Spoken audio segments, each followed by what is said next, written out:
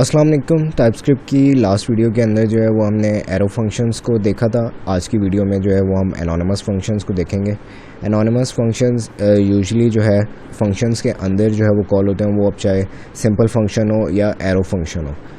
अब anonymous function का syntax क्या है, अब वो हम जो है वो थोड़ा सा देख लेते हैं। इस फंक्शन को रिमूव कर देते हैं। एनोनिमस फंक्शंस जैसा कि मैंने कहा कि वो किसी फंक्शन के अंदर जो है वो कॉल होते हैं, तो हम जो है एक सिंपल सा फंक्शन ले लेते हैं, वही ग्रीट का, ठीक है, एग्जांपल के तौर पे, ठीक है। और इसके अंदर हम क्या करेंगे कि हम एनोनिमस फंक्शन को कॉल करेंगे। अब एनोनिमस फंक्शन का जो है वो कोई नाम नहीं होता, तो जब नाम नहीं है तो हम उसको जो है क्या सिंटैक्स होगा आप सोच रहे होंगे। इसके लिए हम क्या करते हैं कि हम फंक्शन और ग्रीट जैसे डिक्लेयर्ड है इसको हम यूज़ नहीं करेंगे, हम सीधा इसके पैरामीटर्स से स्टार्ट करेंगे। आपने सिंपल यहाँ पे पैरामीटर्स देने हैं, ठीक है। उसके बाद आपने क्या करना है, एक फैट एरो लगाना है, फैट एरो, और उसके बाद कर्ली ब्रेसेस में या जहाँ पर भी आपने कुछ करवाना है तो आप यहाँ पे जो है वो हेलो वगैरह लिखवा सकते हैं, ठीक है। अब ये हेलो ऐसे तो डिस्प्ले नहीं होगा जब तक हम console.log नहीं करेंगे, ठीक है। console.log hello. अब होना तो ये चाहिए कि जब हम ग्रीट को कॉल करें तो ये फंक्शन एनोनिमस फंक्शन जो है वो कॉल हो जाए और हमारे पास हेलो डिस्प्ले करवा दे। लेकिन आप देखिएगा कि ऐसा नहीं होगा। जब हम ग्रीट को कॉल करेंगे तो हमारे पास एनोनिमस फंक्शन लिखा हुआ आएगा। हम यहाँ पे करते हैं npm start, और यहाँ आउटपुट में हमारे पास जो है वो कुछ भी नहीं आया।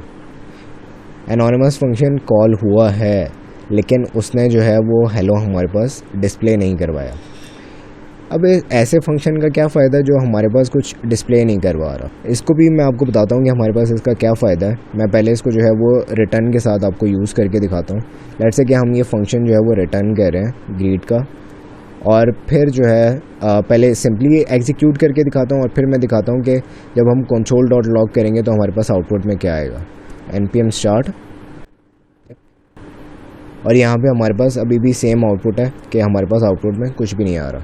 जब मैं यहाँ पे console.log करूँगा तो हमारे पास यहाँ पे एनोनिमस फंक्शन जो है वो लिखा हुआ आएगा, npm start,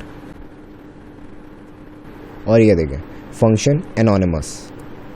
ऐसे फंक्शन का क्या फ़ायदा है जिसको जो है आप जो कॉल तो हो रहा है लेकिन हमारे पास ना कुछ डिस्प्ले करवा रहा है ना कोई और काम जो है वो करवा रहा है। ऐसे फंक्शंस हमारे पास जो है वो यूजुअली इवेंट्स में काम आते हैं, या जब हमने कोई सेट टाइम आउट वगैरह का जो है वो फंक्शन यूज़ करना हो। इसे जो है मैं आपको सेट टाइम आउट के साथ यूज़ करके दिखाता हूँ एक एग्जांपल के तौर पे। लेट्स से आपके पास सेट टाइम आउट है, आप जो है वो 1 सेकेंड बाद यूज़र को दिखाना चाहते हो हेलो यूज़र नेम जॉन, ठीक है। तो सेट टाइम आउट जो है वो दो चीज़ें लेता है। एक तो वो लेता है फंक्शन, इसका मैं सिंटैक्स लिख देता हूँ यहाँ पे, सेट टाइम आउट, 2 पैरामीटर्स लेता है। पैरामीटर 1 में हमारे पास आता है फंक्शन, दूसरा जो हमारे पास आता है वो आता है ड्यूरेशन, यानी आपने कितने ड्यूरेशन बाद, कितने मिली सेकेंड्स बाद बेसिकली आपने डिस्प्ले करवाना है जो भी आपने फंक्शन के अंदर जो है वो कॉल किया हुआ है। अगर आपने जो है वो कहा हुआ है कि वेरिएबल की वैल्यू ट्रू से फॉल्स करनी है तो वो कितने टाइम बाद होगी, 1 सेकेंड बाद जो है वो वेरिएबल की वैल्यू ट्रू या फॉल्स होगी। अगर आपने कहा हुआ है कि हेलो डिस्प्ले करवाना है तो वो 1 सेकेंड बाद डिस्प्ले होगा या कितने टाइम बाद डिस्प्ले होगा। अब same syntax set time out के साथ जो है मैं करके दिखाता हूँ। लेट्स से मैं कहता हूँ कि मुझे जो है एक एनोनिमस फंक्शन बनाना है, क्योंकि मैं चाह रहा हूँ कि मैं इतना लंबा कोड ना लिखूँ और आराम से मेरा काम इजीली एक ही लाइन के अंदर हो जाए। तो मैंने जो है वो 2 ब्रैकेट्स ले लिए हैं, उसके बाद एक फैट एरो लगाना है और यहाँ पे मैंने लिखना है console.log, और यहाँ पे हेलो और यूज़र नेम कुछ भी जो है वो यहाँ पर आ जाएगा, ठीक है। उसके बाद हमने कॉमा के बाद बताना है कि कितने देर बाद जो है वो डिस्प्ले होगा, क्योंकि ये मिली सेकेंड के अंदर होता है तो 1000 मिली सेकेंड्स का मतलब है कि 1 सेकेंड बाद, यानी 1 सेकेंड बाद ये डिस्प्ले करवाएगा हेलो यूज़र नेम, ठीक है। इसको हम एग्जीक्यूट करके देखते हैं npm start, तो 1 सेकेंड बाद बेसिकली उसने हमारे पास हेलो यूज़र नेम जो है वो डिस्प्ले करवा दिया। ये बात हमें पता नहीं चली कि उसने 1 सेकेंड बाद करवाया या कितने टाइम बाद करवाया।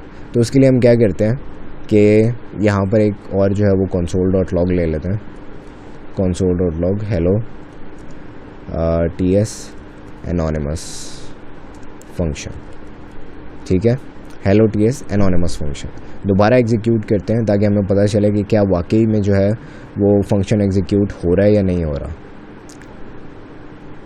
ओके, तो hello ts anonymous फंक्शन और उसके 1 सेकेंड बाद hello यूज़र नेम जो है वो उसने हमें डिस्प्ले करवा दिया, ठीक है। तो अब लेट से अगर मैं इस इंस्ट्रक्शन को जो है वो नीचे मूव कर दूं तो hello यूज़र नेम पहले डिस्प्ले होना चाहिए और hello ts anonymous फंक्शन बाद में डिस्प्ले होना चाहिए। मोस्टली प्रोग्रामिंग लैंग्वेजेस के अंदर तो मैंने तो यही देखा है कि ऐसा ही होता है कि पहले जो है जो इंस्ट्रक्शन पहले आ रही होती है वो पहले एग्जीक्यूट होगी और उसके बाद जो है वो दूसरी इंस्ट्रक्शन जो है वो एग्जीक्यूट होगी। तो देखते हैं कि टाइपस्क्रिप्ट जावास्क्रिप्ट के अंदर यही है, ऐसा ही होता है या कुछ डिफरेंट होता है, रिस्पॉन्स डिफरेंट आता है। तो npm स्टार्ट करते हैं और एग्जीक्यूट करके देखते हैं हमारे पास आउटपुट में क्या आता है।